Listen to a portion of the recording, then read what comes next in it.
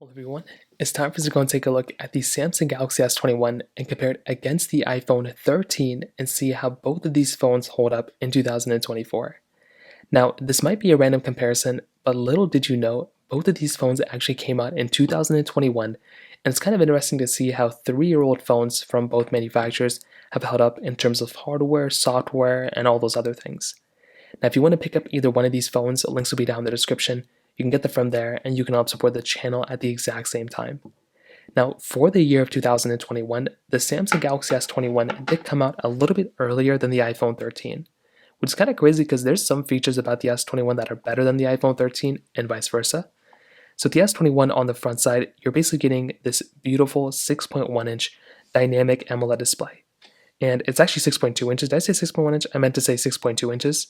It's 1080p, 120 Hz, and it's a very good panel. Even in this day and age, it still looks very good. 1300 nits of brightness, which isn't like the most bright display of all time, but it's still a very, very good display. Very thin bezels around it, hole punch display as well. And although the S24's panels are better, this one is still a very decent display, and I still think for the most part, it still holds up very well even against the latest competition. The iPhone 13, on the other hand, has a tiny bit smaller 6.1-inch Super Retina XDR OLED display. So this phone is slightly different. There's a couple of things going on with this particular panel that might be a little bit different. So for one, you're getting a phone that still has a notch up top.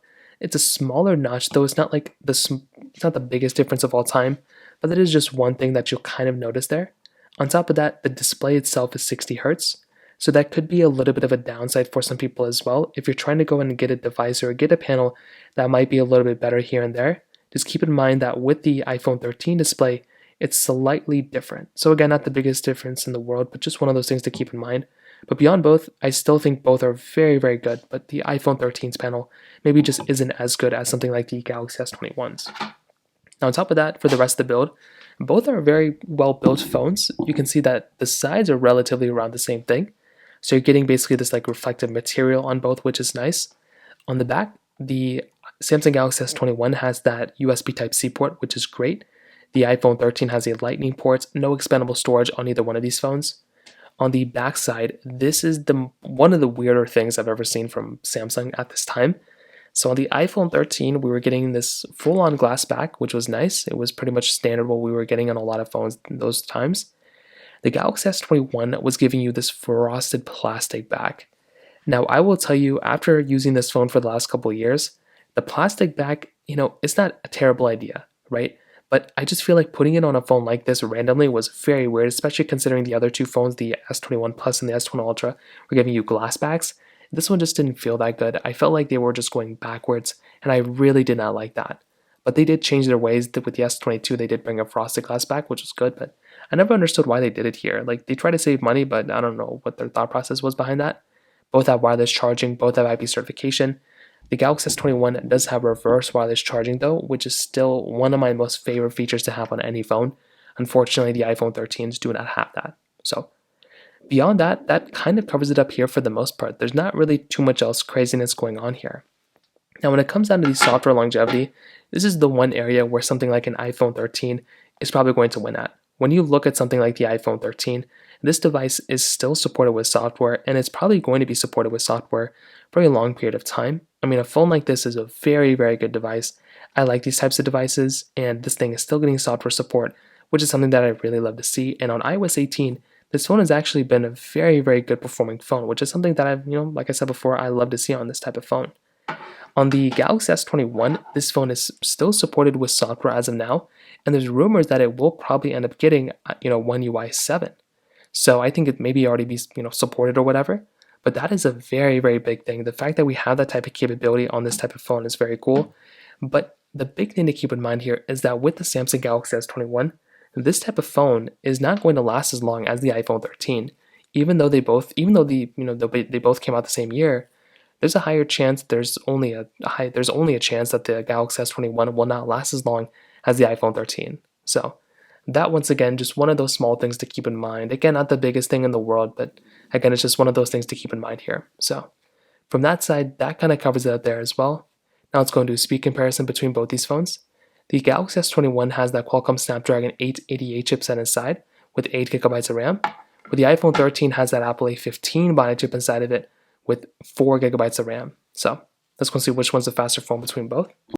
Okay, there we go. All the apps are cleared in the background, so let's get into it. Phone calls 3, 2, 1. Okay, I think the S21 was faster. Let's get into their cameras 3, 2, 1. Okay, a little bit of a difference there. Let's go and take a photo 3, 2, 1. So both had the night mode option come up. And the S21, I think, was the faster one, hopping out of these two.